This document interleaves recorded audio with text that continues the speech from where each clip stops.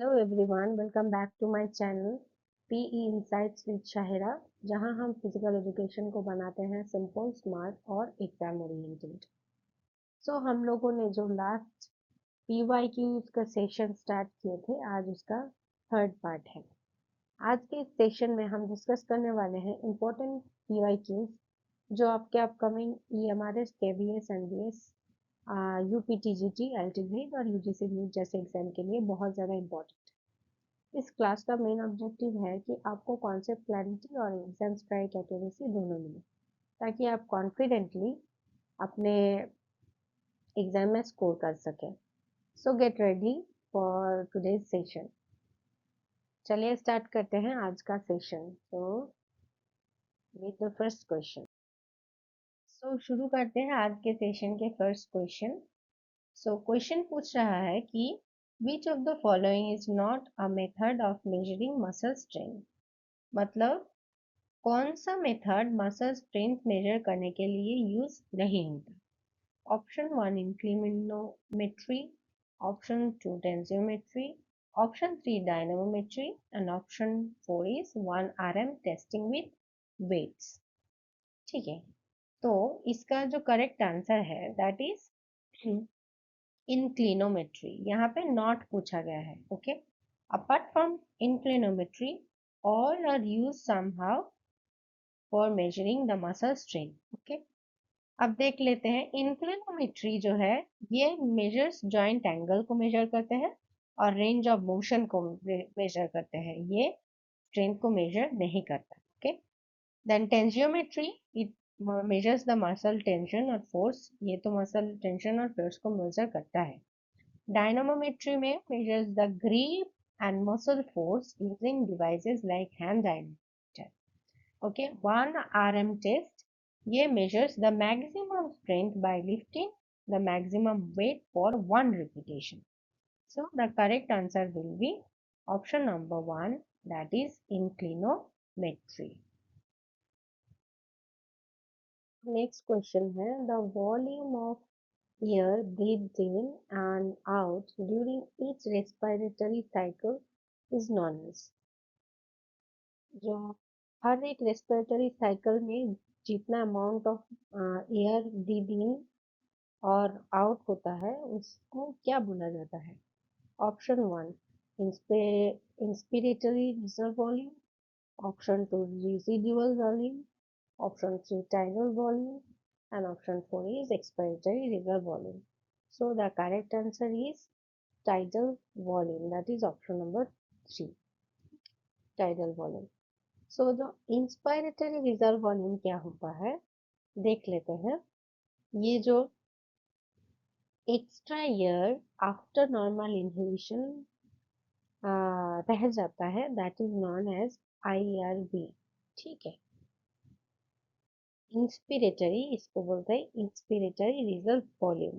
ठीक है, इसका नॉर्मल वैल्यू अबाउट अप्रोक्सीमेटली 2500 से लेके 3000 mm तक होता है। What is expiratory reserve volume?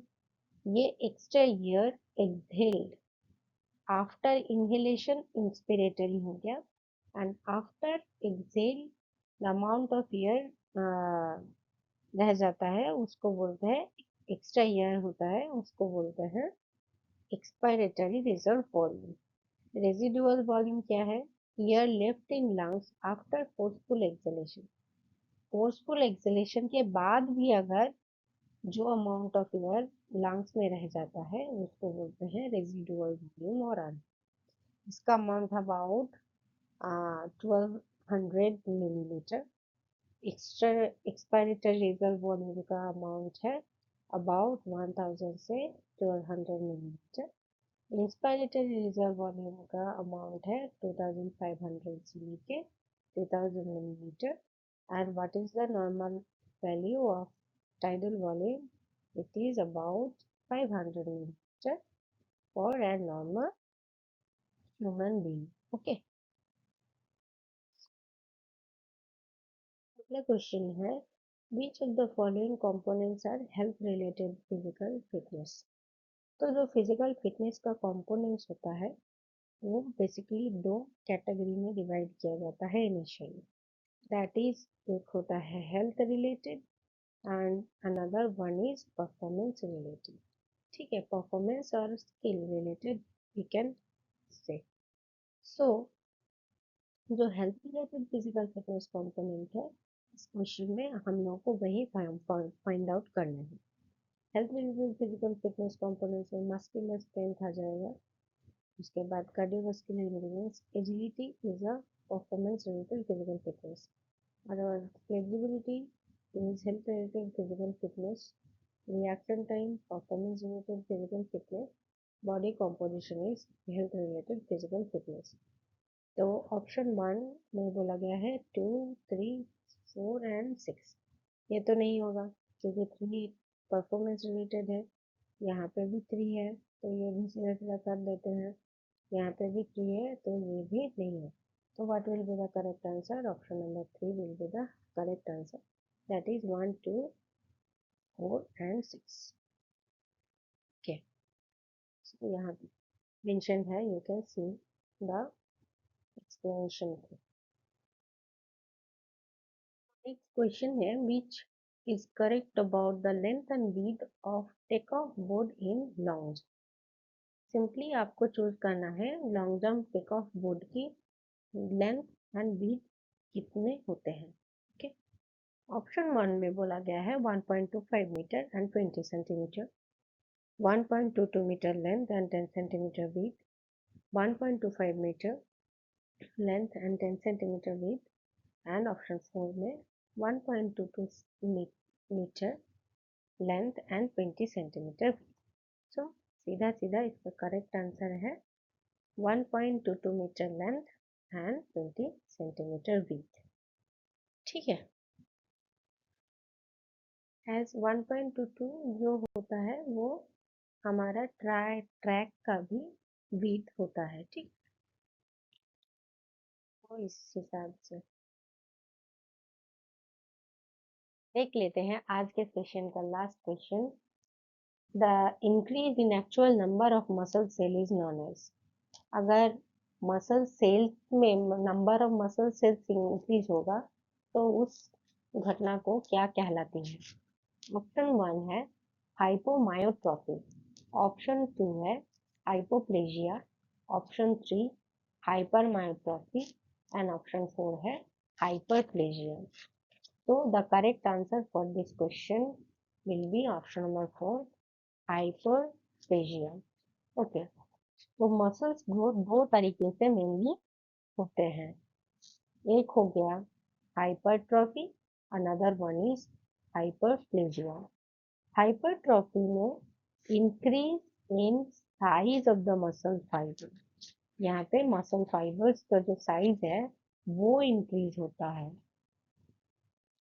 ठीक है, ट्रेनिंग से, जैसे कि ट्रेनिंग से मसल फाइबर्स मोटे होते हैं, उनका साइज बढ़ता है।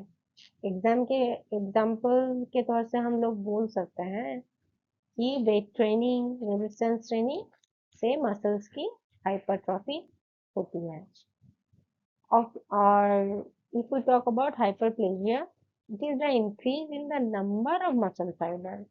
यहाँ पे सेल्स की गिनती बढ़ती है।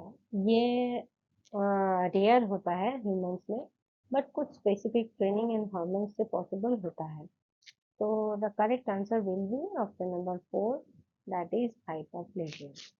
तो बाकी के ऑप्शंस देख लेते हैं। If we talk about the hypomyotrophy, इसमें मसल्स, हाइपोमायोट्रॉफी में मसल्स श्रिंक हो जाता है। ठीक है, मसल श्रिंक हो जाता है ड्यू टू डिजीज के वजह से। And if you talk about hypoplasia, तो हाइपोप्लेजिया अंडर डेवलपमेंट है।